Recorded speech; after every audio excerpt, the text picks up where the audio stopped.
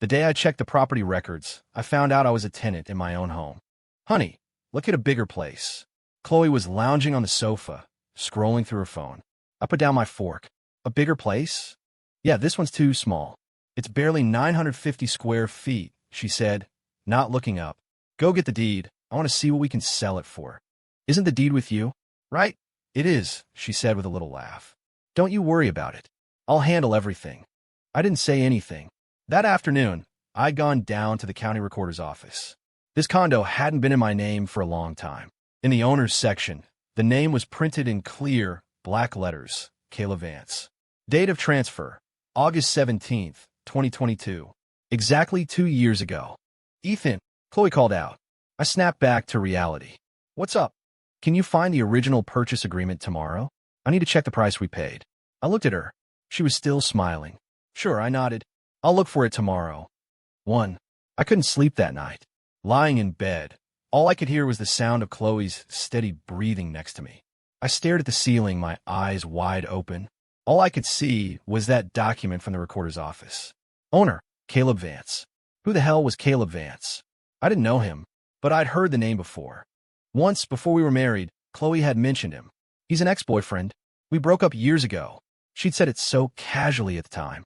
I didn't think twice about it. Everyone has an ex. Thinking about it now, it was a fucking joke. This condo, the $120,000 down payment was my parents' entire retirement fund.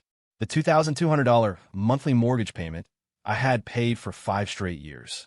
That was another $132,000.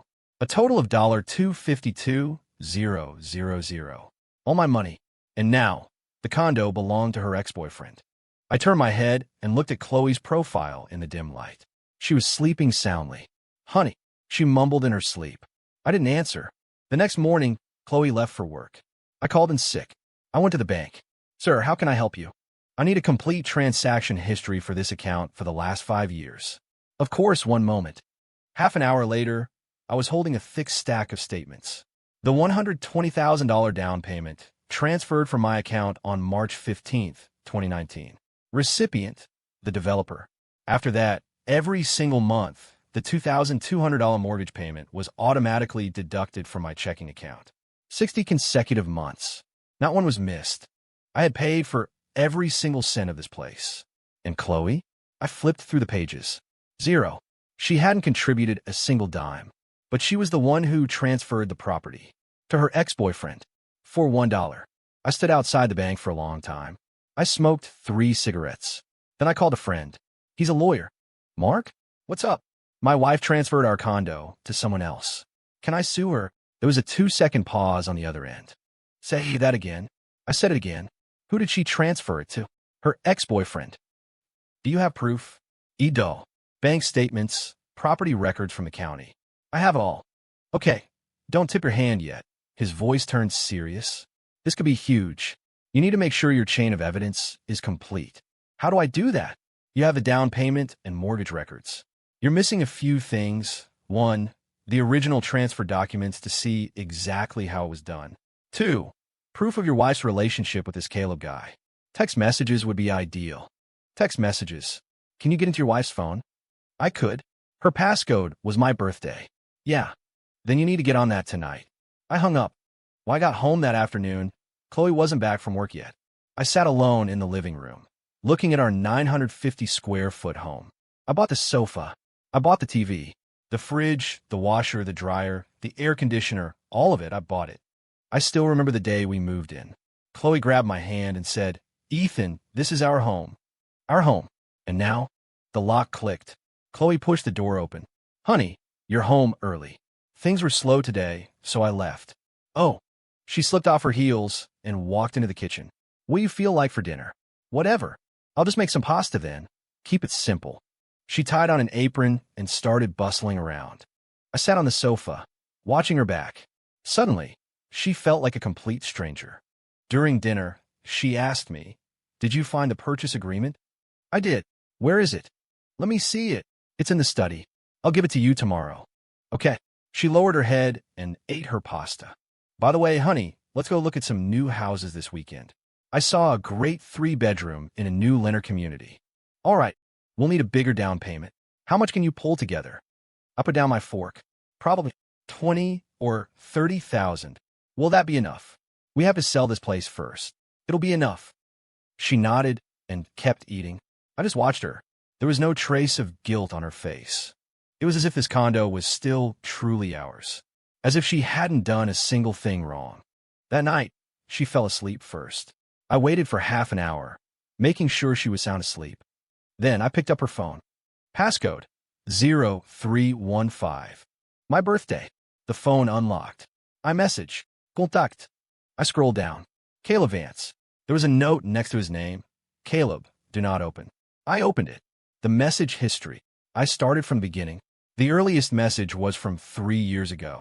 Caleb, Chloe. Long time no see. Chloe, how did you get my number? Caleb, if you want something bad enough, you find a way. Chloe, what do you want? Caleb, nothing. Just missed you. I scrolled further. Chloe, I'm married. Caleb, I know. Chloe, then why are you contacting me? Caleb, being married doesn't mean we can't see each other, does it? I kept scrolling. 1 year ago. Caleb, that condo your husband has. Can you sign it over to me? Chloe, are you insane? Caleb, I'm not. I'm in real estate now. The pressure to hit my numbers is insane. I need to free up some capital. Chloe, it's his condo. Caleb, you're his wife. You have a right to dispose of it. Chloe, I can't. Caleb, what are you afraid of? He's so clueless, he'll never find out. Further down. Chloe, are you sure he won't find out? Caleb, positive. I'm a professional. Chloe, then, okay. I stared at the screen. My hand was shaking. I scrolled down. 8 months ago. Caleb, transfer is complete. The condo is in my name now. Chloe, okay. Caleb, once your husband pays off the mortgage, the place will be completely ours. Ours. I stared at those 3 letters. Ours. I pay off the mortgage. And the condo becomes theirs. How fucking perfect. I kept scrolling. 3 months ago. Chloe sent a selfie. Caleb, beautiful. Chloe, really? Caleb, of course. Our spot tonight. Chloe, okay. Our spot. I took screenshots. One by one. I saved them all. Then I placed the phone back where it was. I lay back down in bed. Next to me, Chloe was still fast asleep, breathing evenly, a peaceful expression on her face. Sleeping like a goddamn baby. I closed my eyes. The next morning, I called in sick again. I went back to the county recorder's office. Hi, I'd like to request the original transfer documents for this property. And you are? I'm the spouse of the original owner. Do you have your marriage certificate? Yes. I handed it over. The clerk typed for a long time. I'm sorry, sir, but the original owner of this property was you, correct? Correct. Your spouse, acting as your agent, transferred this property on August 17th, 2022, for the price of $1 to a Mr. Caleb Vance. $1. I took a deep breath. Are there original documents? Yes, but they're in archives. It will take about 3 business days to retrieve them. Fine. I'll wait. 3 days later, I got the transfer file. The key document was a power of attorney. Grantor, Ethan Miller. Grantee, Chloe Anderson.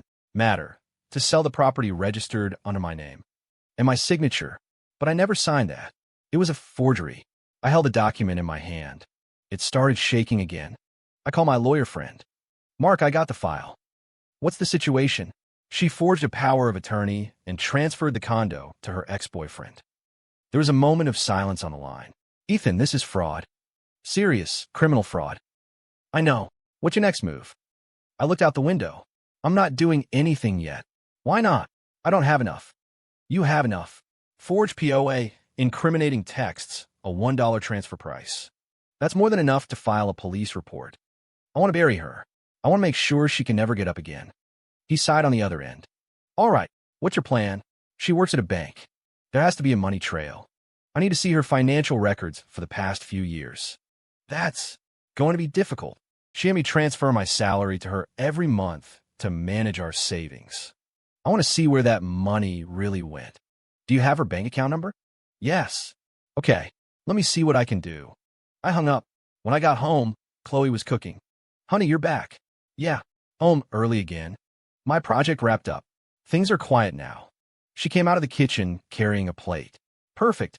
Let's go look at that new house on Saturday. Okay. Okay. And give me that old purchase agreement. I want to study it. I paused. Right.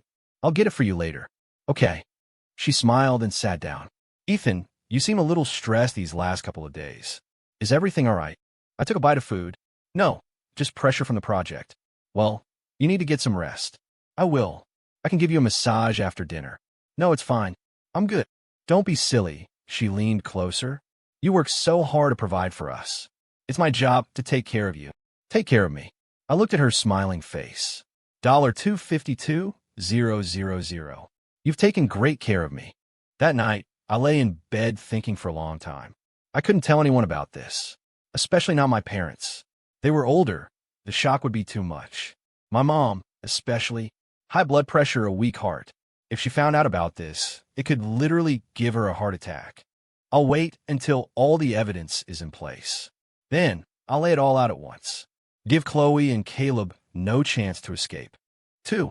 For the next few weeks, I played a part. To Chloe, I was still the good husband. I went to work and came home on time. I transferred my salary to her, as usual.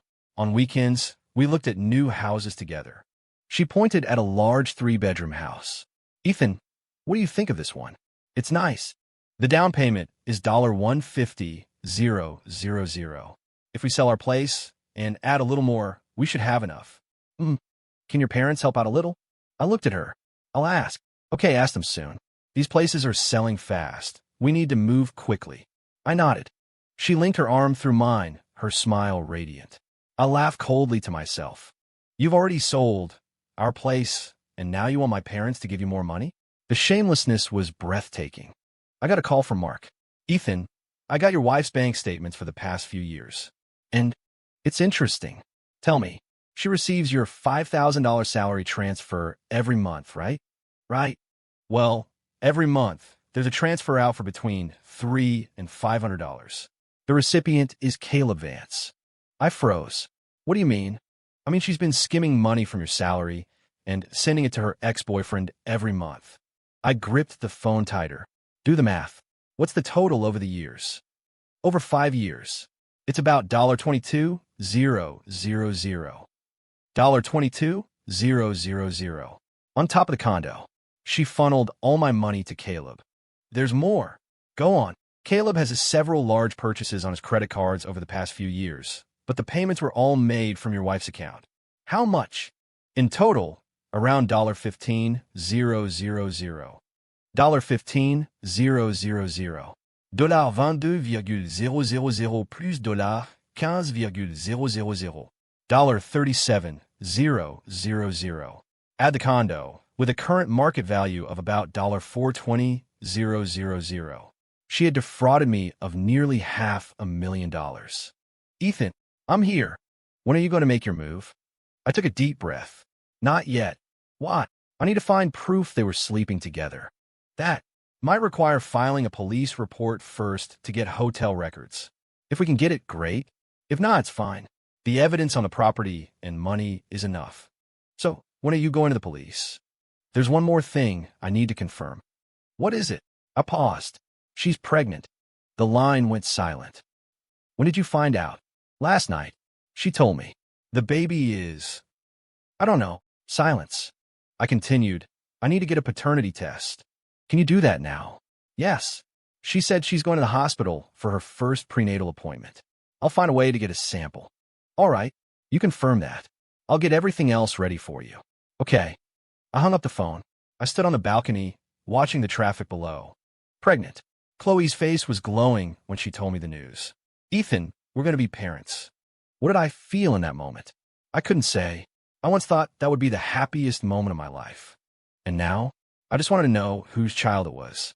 On Wednesday, I went with Chloe to her OB/GYN appointment. The nurse drew her blood. Honey, are you nervous? She asked me with a smile. A little. What's there to be nervous about? It's wonderful. You're going to be a dad. Yeah. After drawing the blood, the nurse told us to go to the billing department. You wait here, I'll go pay. Okay. I took the paperwork and walked off. But I didn't go to billing. I went to a different department. Hi. I'd like to arrange a non-invasive prenatal paternity test. Okay. We'll need a blood sample from the mother and a cheek swab from the father. The mother's blood sample was just drawn in the obstetrics department. Can you retrieve it? That would require her signed authorization. I hesitated. Is there any other way? The lab technician gave me a look. You can provide a discrete sample, but the results would be for informational purposes only. They wouldn't be admissible in court. That's fine. How do I do it? For the mother, you could use an object with blood or saliva on it. A used toothbrush, the edge of a sanitary napkin, or a cup she drank from. Okay, I understand. I went back to the OBGYN waiting area. All paid. Chloe asked. All paid. Let's go then. Hold on. You sit here for a minute. I need to use the restroom. Okay. I didn't go to the restroom. I went over to the biohazard disposal bin. I saw the medical waste the nurse was clearing away. Among the items was a blood vial. The label read, Chloe Anderson. I glanced around. No one was watching. And then I took the vial and put it in my pocket. On the way home, Chloe talked nonstop about the baby. Honey, do you think it'll be a boy or a girl? Either would be great. I want a girl. A little daddy's girl would be so sweet. Yeah. By the way, my mom said I need to drink more soup. Can you buy some ribs this weekend? Sure. She leaned her head on my shoulder. Ethan, thank you. For what? Thank you for marrying me. I didn't say anything. That evening, I dropped the blood vial off at the DNA testing center. Sir, the results will be ready in about a week. Okay.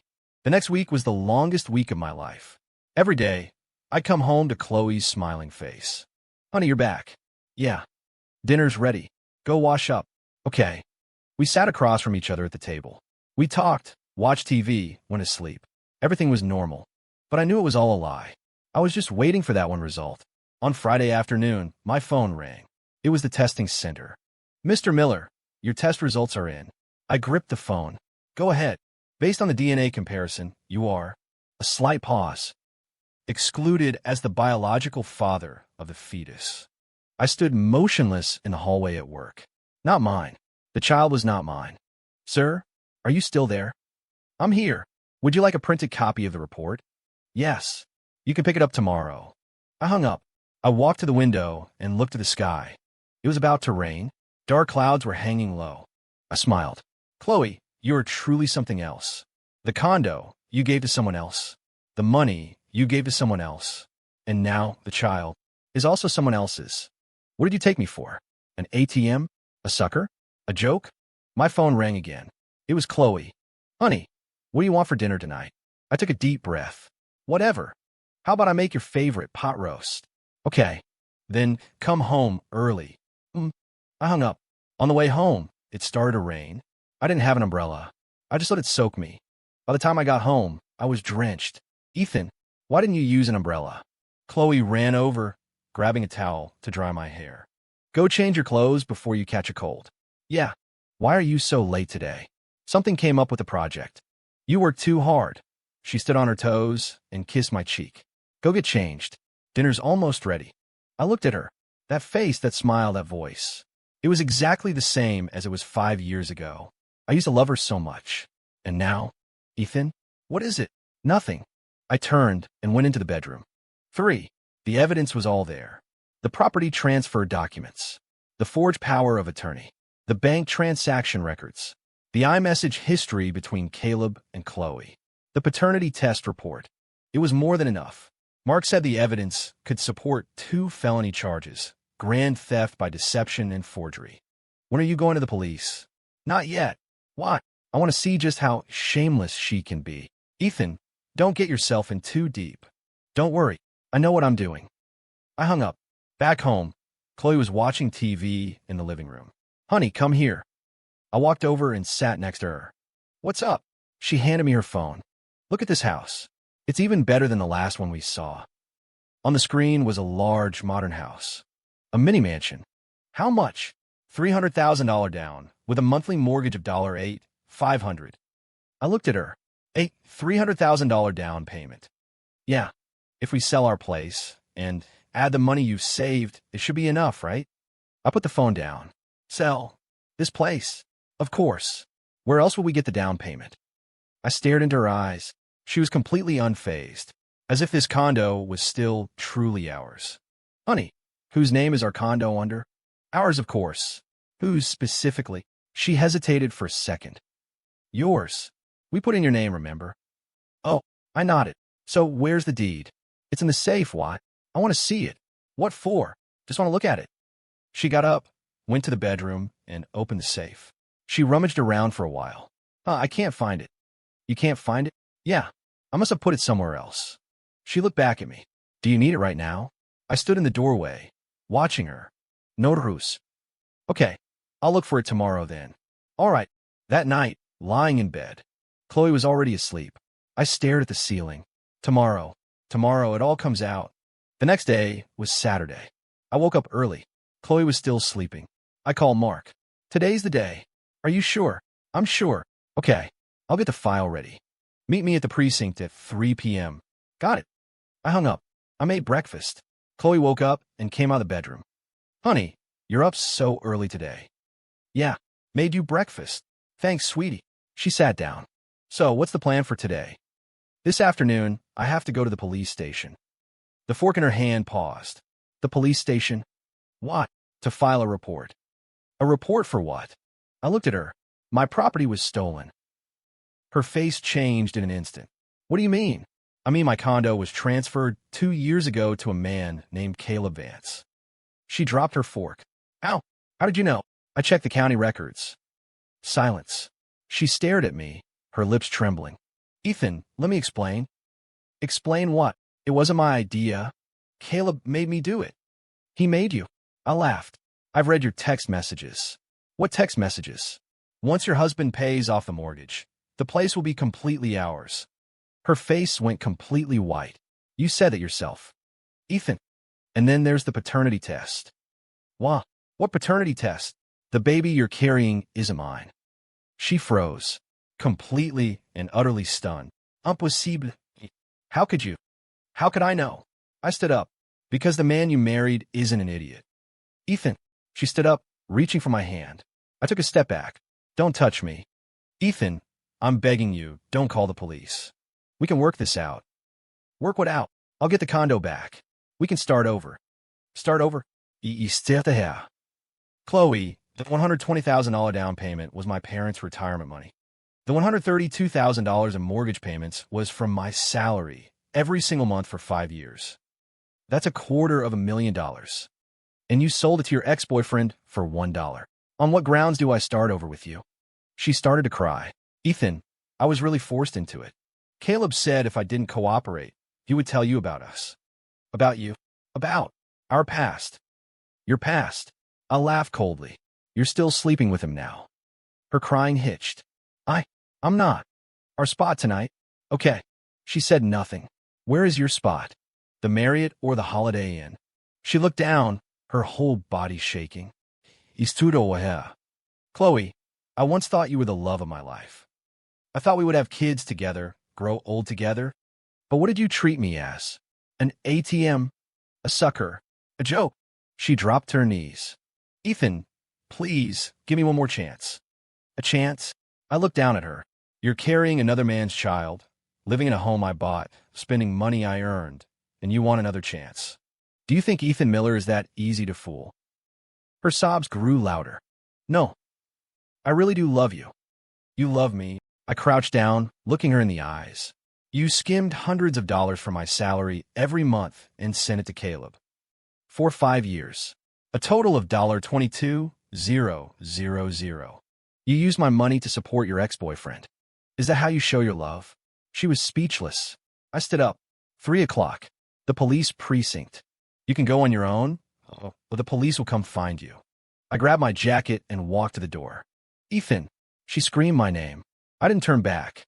If you do this, how will you ever face anyone again? Face anyone? I laughed. Chloe, the only thing I'm ashamed of is ever marrying you. The door clicked shut behind me. I walked out of the building and took a deep breath. My phone rang. It was my mom. Son, can you come over for dinner today? Your father misses you. I paused. Mom, I can't today. I have something to do. What is it? It's work stuff. Another time. All right. Well, take care of yourself. Don't work too hard. I know. By the way, how's Chloe? You need to take extra good care of her now that she's pregnant. I tightened my grip on the phone. Mom, about that. I'll tell you another time. Tell me what? Nothing. Don't worry about it. I hung up. I stood at the entrance to the complex, watching people come and go. Today, The weather was beautiful. The sun was shining. 4. At 3 p.m. sharp, I arrived at the police precinct. Mark was already waiting for me. Everything's ready. Let's go. We walked into the station. Hello. I'd like to file a report. Regarding what? Fraud. The officer at the desk looked up at me. Please come with me. We were led into a small interview room. Tell me what happened. I handed him the entire file. The property transfer documents. The forged power of attorney. The bank statements. The screenshots of the messages. The paternity test report. The officer looked through it page by page. His expression grew more and more serious. Your wife did this? Yes. She transferred your property to her ex-boyfriend? Yes. And forged your signature? Yes. The officer put the file down and looked at me. Where is your wife now? At home. He nodded and picked up his radio. Dispatch, sent a unit to... He asked me for the address. I gave it to him. Now we wait, he said. I sat in the chair and waited. An hour later, my phone rang. It was my mom. Ethan, what did you do? The police are here arresting Chloe. I froze. Mom, why are you there? I brought her some chicken soup. You said she was pregnant and needed to eat well. Mom, let me explain. Explain what? The police are taking your wife away. You need to get back here. Mom, Chloe, I don't want to hear it. Just get home now. The line went dead. I stared at my phone and sighed. Mark asked, your mom? Yeah. Does she know about any of this? No. You need to tell her. I know. I stood up. I have to go home. Okay. Call me if anything happens. I rushed home. The moment I walked in the door, my mom ran up to me. Ethan, what on earth did you do? Mom, please sit down. I'll explain everything. First, you tell me why the police arrested Chloe. I took a deep breath. Mom, Chloe signed our condo over to her ex-boyfriend. My mom stared at me, bewildered. What are you talking about? It's exactly what it sounds like. That condo, the down payment was the $120,000 you and Dad gave me. I paid a mortgage for 5 years. 2 years ago, Chloe forged my signature and gave the property to her ex. That's impossible. It's true. I have proof. I handed her my phone. She looked at the screenshots. She saw the property records search. She saw the bank statements. Her hands started to shake. This can't be real. Mom, it's all real. Impossible. Chloe isn't that kind of person. There's more. I paused. The baby she's carrying isn't mine. The color drained from my mother's face. What? I got a paternity test. The baby isn't mine. She sank onto the sofa, motionless, like she'd been struck by lightning. I sat down next to her. Mom, I'm sorry. I should have told you sooner. She didn't speak. After a long time, she finally said, son, how could you have been so foolish? I managed a weak smile. Yeah, I was. Why didn't you find out sooner? I trusted her too much. My mom looked at me, her eyes welling up. So what happens now? I filed a police report.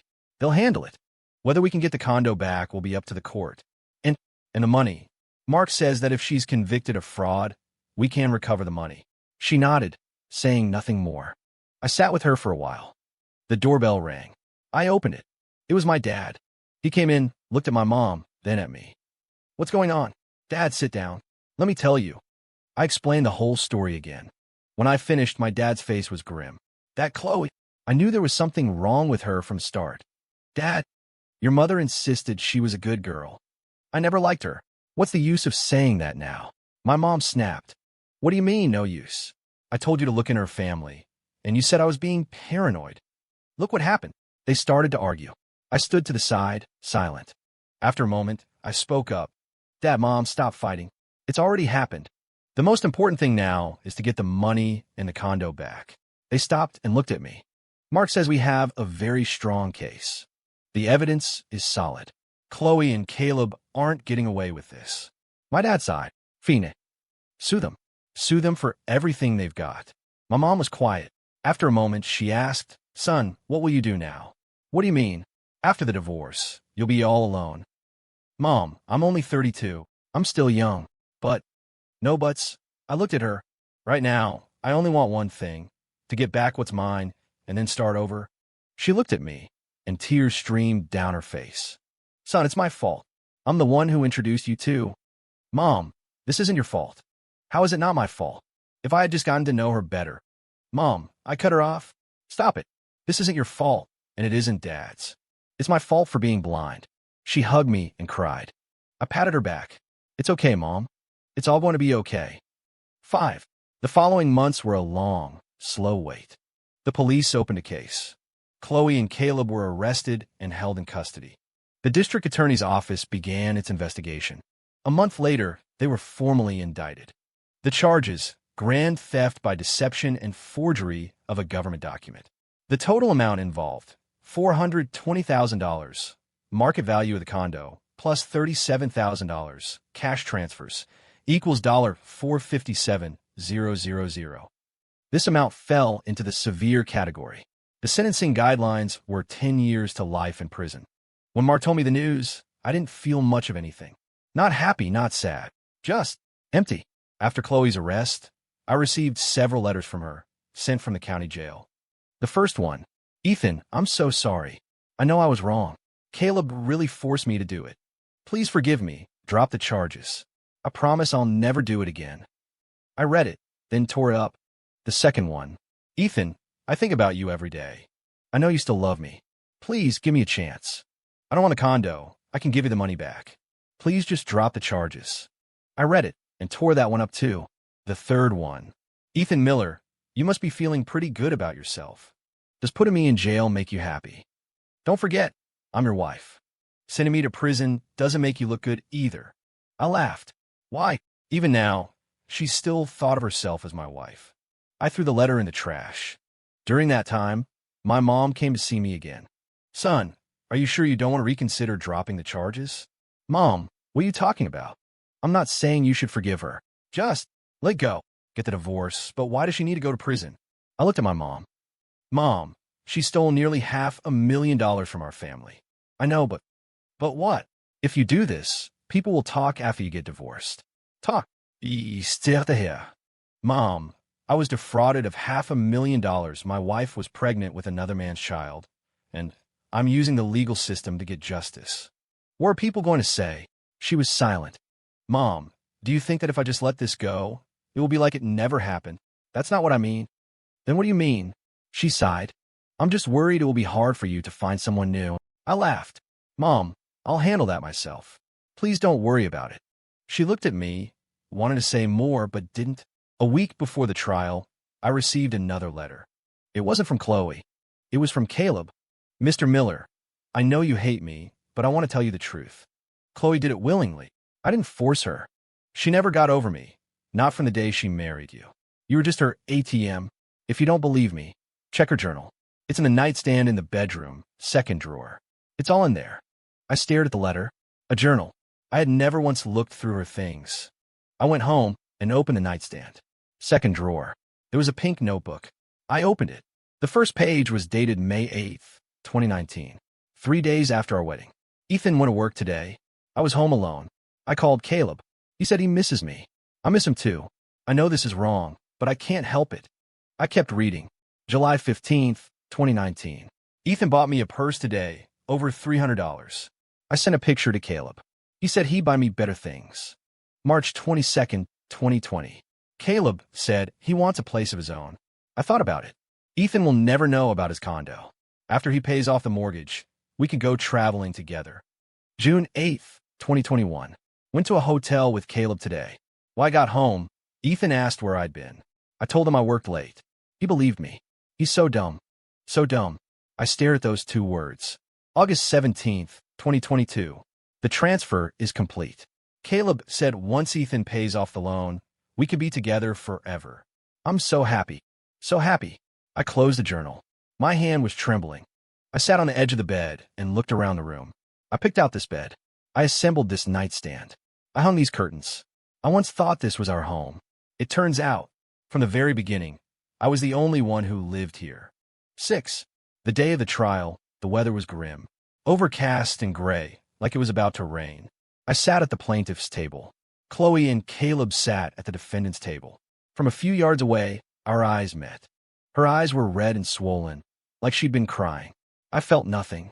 The judge read the indictment and asked the defendants if they had any objections. Caleb's lawyer stood up. My client pleads guilty, but we request leniency. Mr. Vance is prepared to return all disputed funds and compensate the plaintiff for emotional distress. The judge nodded and looked toward Chloe's lawyer.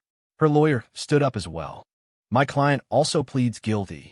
Ms. Anderson was suffering from emotional trauma from a past relationship and was unable to move on, which led her to make these poor decisions. She is deeply remorseful and is prepared to accept all legal consequences. We hope the court will consider that this is her first offense and that she is pregnant. The child is not mine. I cut him off. The courtroom went silent. The judge looked at me. Plaintiff, you will maintain order in this court. Your Honor, I am merely stating a fact. I looked directly at Chloe. The biological father of that child is Caleb Vance. I have a paternity test report to prove it. Chloe's lawyer was stunned. The judge instructed me to submit the evidence. I handed the paternity report to the bailiff. The courtroom was silent again. Chloe hung her head, her shoulders shaking. The judge reviewed the report and resumed the proceedings. Next was the presentation of evidence. My lawyer presented each item, one by one.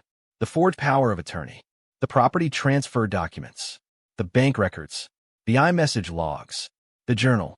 With every piece of evidence, the color drained further from Chloe's face. When excerpts from the journal were read aloud, she completely broke down. No, that's not true. She jumped to her feet, shouting at me. Ethan, I love you. I really do love you. The judge banged his gavel. The defendant will be silent. I didn't lie to you. I was just confused for a moment. Bailiff. 2 bailiffs moved in and forced her back into her seat. She kept screaming. Ethan, look at me. Are you really going to do this to me? I looked at her. Chloe, your journal made it very clear. You were contacting him 3 days after our wedding. You wrote it yourself. He's so dumb. You were right. I was dumb. But I won't be dumb a second time. She froze. Her mouth opened, but no words came out. The trial continued. Finally, the judge asked if I had anything else to say. I stood up. Your Honor, I have only one request. Please state it, that you deliver a sentence according to the law. I paused. I don't want her apology. I don't want her tears. I just want a just verdict, so that everyone who has ever been deceived knows that liars will be punished. The court was quiet for a few seconds. The judge nodded. Court is adjourned. A verdict will be delivered at a later date. I walked out of the courthouse. It had started to rain. Mark handed me an umbrella. You did well in there, Ethan. Thanks.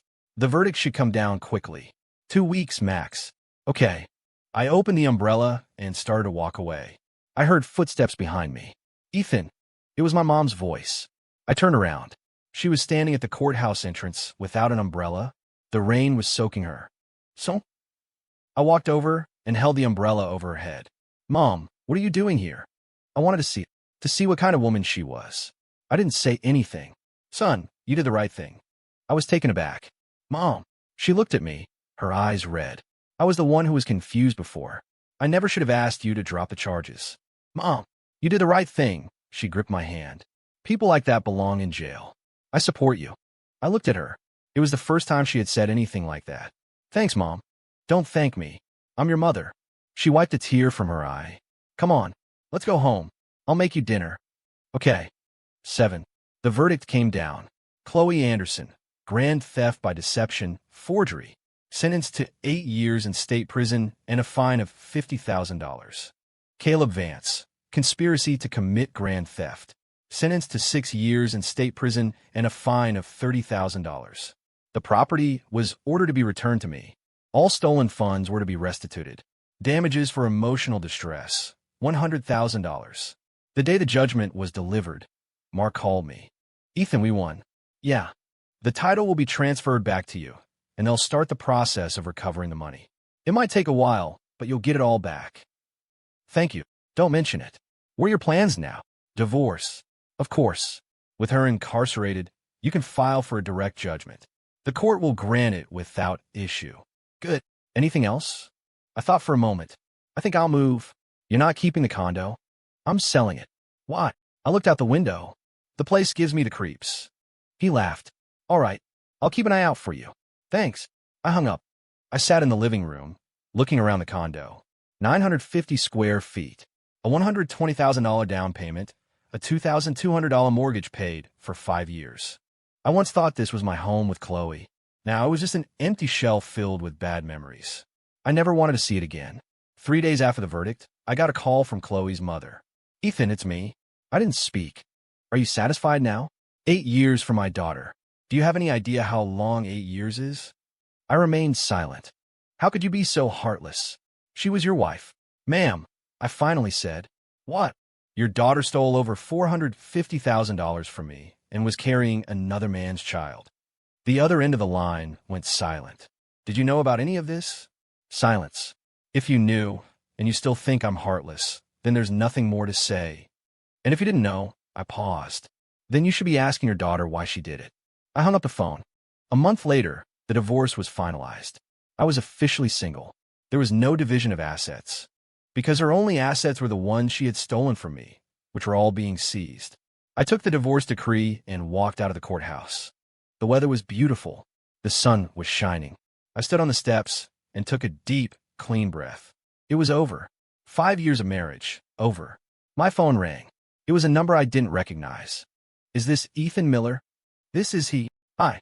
I'm the real estate agent for that property you were interested in. Do you have time to see it today? Edo. Great. Let's meet at 3 o'clock, the usual spot. Sound good? I hung up. The usual spot. I smiled. A new beginning. 8.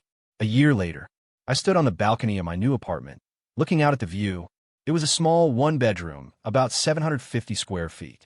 Not huge, but big enough for me. I designed the interior myself. Minimalist style, nothing superfluous. I liked it. A lot had happened in the past year. I sold the old condo. It took a few months, but it finally closed for $400,000. Between that and the restituted funds from the court, I got most of my money back. I also changed jobs. I moved to a larger architectural firm. My salary jumped to 6 figures. New environment, new colleagues. No one knew about my past. I was content. Last week, I received a letter. It was postmarked from a state penitentiary. From Chloe. Ethan, I've had a lot of time to think in here. I know you hate me. I also know that what I did was unforgivable. I'm not asking for your forgiveness. I just want to tell you, I was wrong from the very beginning. I never should have married you. Not because you weren't a good man, but because I wasn't worthy of you. I hope you find someone who truly loves you. Live a good life. Chloe. I stared at the letter. I read it for a long time. Then I tore it into pieces and threw it in the trash. I didn't need her blessing. I didn't need her apology. Who she was, what her life was like now, it had nothing to do with me anymore. The doorbell rang. I opened it. It was my parents. Son, you move into a new place and don't even tell us. I did tell you. You're the ones who insisted on coming. What's wrong with coming to see it? My mom pushed past me and walked in. This place is nice. A little smaller than the old one, but it's stylish. Yeah, I designed it myself. Very nice, very nice. She looked around. But your fridge is empty. I'll bring you some groceries tomorrow. Mom, I could buy my own groceries. What will you buy? I know you. Living alone, you probably just get takeout. My dad chuckled from the doorway. Son, you know your mother. Just let her. Fine. They stayed for the afternoon. My mom insisted on organizing my entire kitchen and left me with a huge bag of fruit. As they were leaving, she took my hand. Son, have you thought about dating again? Mom, I'm not rushing you. Just asking. Not yet. That's okay.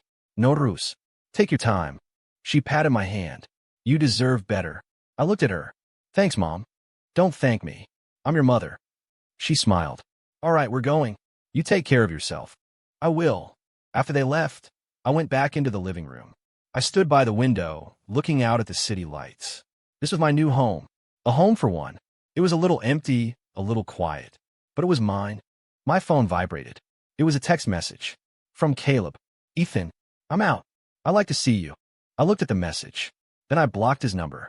Deleted the contact. I didn't need his apology. I didn't need his explanation. Who he was, what his life was like now. It had nothing to do with me. I stood up and walked back out to the balcony. The moon was full. The breeze was gentle. I thought about that day a year ago, standing outside the police station. I had wondered then, what was I going to do? Now I knew. What was I going to do? Live well. Live for myself. That was enough. My phone buzzed again. Another text. This time from a new number. Hi. Is this Ethan Miller? This is Sarah from the client's team on last week's project. I was wondering if you'd be free to grab dinner and discuss the next phase. I looked at the message. I typed back, yes. Is this Saturday convenient for you? Her reply came instantly. Perfect. I'll text you the address. Sounds good. I put my phone down. A new project. A new connection. Life moves on. Outside, the city was a sea of lights. A year ago, I had lost everything. My home, my marriage, my trust. And now, I had a new home, a better job, a new life. I learned something important. Some people are worth losing everything for, and some people are only worth a phone call to the police. Learning to tell the difference is everything. I smiled. I closed the window and went back inside. I had work in the morning. Time to get some sleep.